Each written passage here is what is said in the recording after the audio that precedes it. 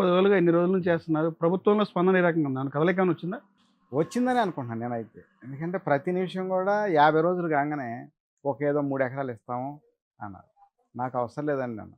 100 రోజులు కాగానే ఒక 5 ఎకరాలు ఇస్తాము. నాకు అవసరం లేదు.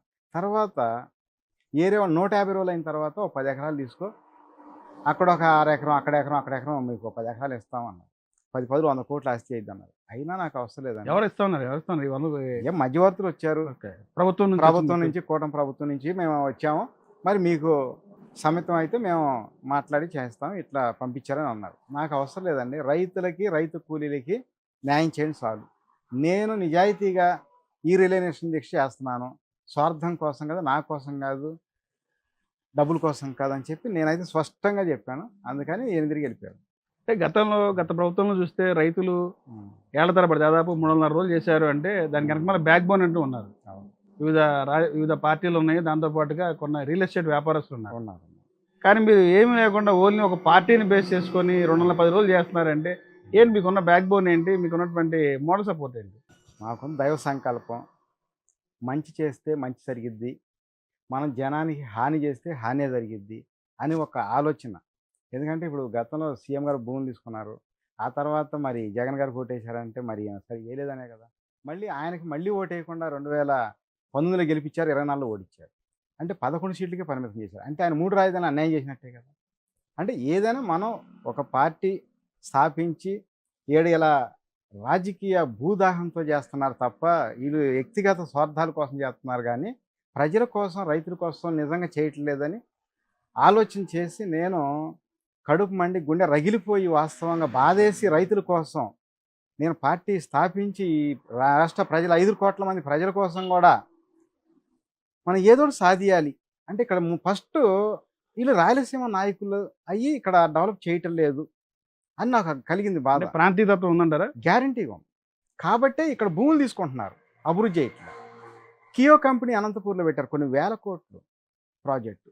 అలాగే మరి కడపలో 44,000 కోట్ల స్టీల్ ప్లాంట్. అట్లాగే చిత్తూరు జిల్లాలో కొన్ని సెల్ ఫోన్ కంపెనీలని, కర్నూలు సోలార్ ప్లాంట్లని, అన్నీ కూడా ప్రాజెక్టులన్నీ అక్కడికే తీసుకెళ్తున్నారు. ఇక్కడ భూములు తీసి అమ్ముకుంటున్నారు. ప్రజలకి అర్థం కావటల్లా. ప్రజలు ఏంటంటే కొంత అయోమయంలో ఉన్నారు. మా పార్టీ, మా సామాజిక వర్గం, మా అన్నట్టు అనిపిస్తుంది. కానీ మా పిల్లల్లో మా భవిష్యత్తు ఏంది అనేది ఆలోచించట్లా. నేను ఎన్ని అవగాహన కల్పించాలంటే ఇలాంటి ఉద్యమం ఒకటి చేసి మీడియా మిత్రుల ద్వారాగా ప్రజలకి, రైతులకి అందరికి తెలియపరిస్తే ఆటోమేటిక్ మార్పు వచ్చిందని ఆలోచన చేశాను. అదే సక్సెస్ అయింది. 100% ఇవాళ ఈ సక్సెస్ అవడానికి కారణం ఈ ఆలోచన. మీ ఉద్యమానికి ఎవరైనా రాజకీయ పార్టీ ఉన్నారా? లేదంటే రైతు ఏమైనా ఫైనాన్షియల్గా అంటే ఏం చెప్తారు మీరు? అయితే వాస్తవంగా నా కష్టం అండి. నేను కష్టపడి చెమటొచ్చి పనిచేసి పొలం పండించుకొని చిన్న చిన్న వ్యాపారాలు చేసుకొని కాటన్ అని, మిర్చి అని, అలాగే రియల్ ఎస్టేట్ అని నేను జనం కోసం కష్టపడుతున్నా, జనం కోసమే పనిచేస్తాను. ఎందుకంటే స్వార్థం లేకుండా మంచి చేస్తే భావితరాలు భవిష్యత్తు బాగుంటుంది. నీతి నిజాయితీకి ఎప్పుడైనా గుర్తింపు వచ్చింది. అందుకని ఆ యొక్క ఉద్దేశంతో చేస్తున్నాను తప్ప ఏరే బ్యాక్గ్రౌండ్ కాదు, ఏరే నాకు ఎవరో పెట్టుబడి పెట్టింది లేదు. ఇది వాస్తవం. సరే అండి. ఇప్పుడు మళ్ళీ గవర్నమెంట్ 2వ విడత ల్యాండ్ పూలింగ్ అంది, మళ్ళీ భూ సమీకరణ అంటున్నారు. ఏం చెప్తారు దాని గురించి? మీ పార్టీ మీ యొక్క డిమాండ్ ఏంటి? మా ఏఆర్ఎస్ ఆంధ్ర రాష్ట్ర సమితి తరఫున ఈ జేకేఆర్ ఎప్పుడూ అడిగేది ప్రజలకు న్యాయం జరగాలని. వాళ్ళు ఎటు తీసుకోవాలి, ప్రభుత్వం దౌర్జన్యంగానే తీసుకుంటాం అంటున్నారు. కానీ దౌర్జన్యం అయితే చేయనీరు, అందులో అనుమానం లేదు.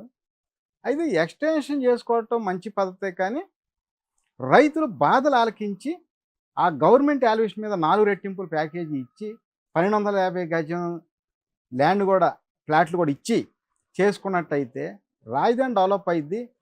ప్రభుత్వం మళ్ళీ గెలుతాక అవకాశం ఉంది. అలాగే రైతులు సంతోషంగా ఉంటారు. అట్లాగే రైతు కూలీలు 10 ఇస్తే వాళ్ళు సంతోషంగా ఉంటారు. ఈ రాష్ట్రం అంతా కూడా ఇక్కడ డెవలప్ అయ్యి ఎకరం 100 కోట్లు అమ్మిద్దండి. ఆ తర్వాత శ్రీకాకుళం నుంచి చిత్తూరు వరకు కూడా మన రాష్ట్రంలో ఆటోమేటిక్గా దాదాపు ఎక్కడైనా మన ప్రాంతంలో 4-5 కోట్ల రూపాయలు అయిపోయింది మన రాష్ట్రం మొత్తం కూడా. అందుకని నేను ఈ విధంగా ఆలోచించేసి చెప్తున్నా. ఇప్పటికైనా సెకండ్ పూలింగ్, ఈ మాస్టర్ ప్లాన్లో ఎక్స్టెన్షన్ అంటున్నారు, సెకండ్ పూలింగ్ అంటున్నారు, అభివృద్ధి అంటున్నారు. ఇవన్నీ చేయటం మంచిదే.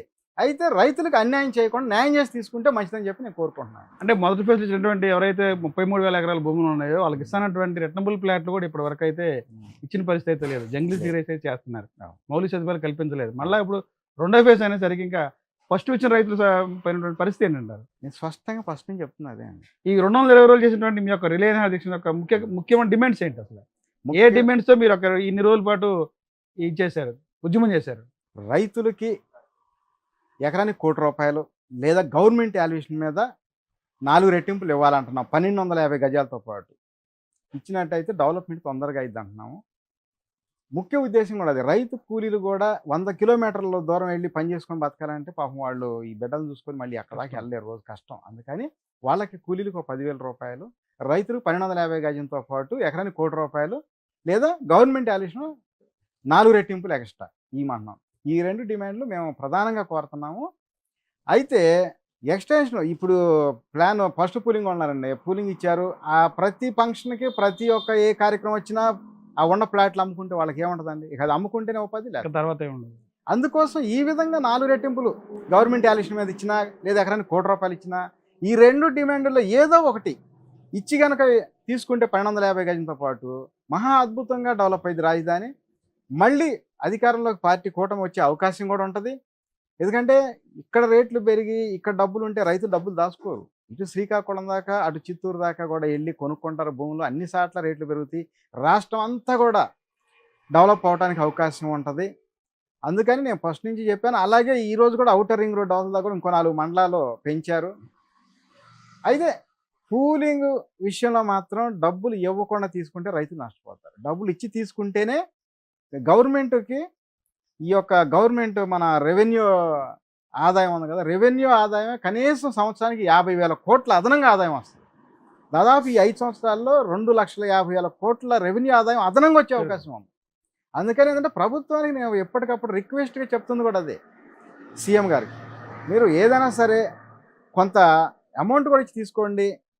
మనకి రాజధానిలో ఇప్పుడు ఈ రాజధాని కదా, ఎక్కడ సిటీ పక్కన అయినా ఒక 1000 గజాలు డెవలప్మెంట్కి ఇచ్చామనుకో, వాళ్ళు 1 కోటి 2 కోట్ల గుడ్డీలు ఇచ్చి ఓ సగం ప్లాట్లు అపార్ట్మెంట్లు ఇస్తారు.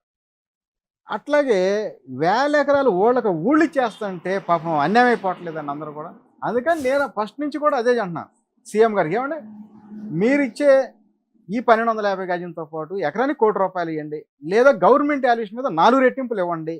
ఇచ్చినట్టయితే రైతులు బాగుంటారు. రైతు కూలీలకి నెలకు 10,000 ఇస్తే రైతులు కూలీలు బాగుంటారు.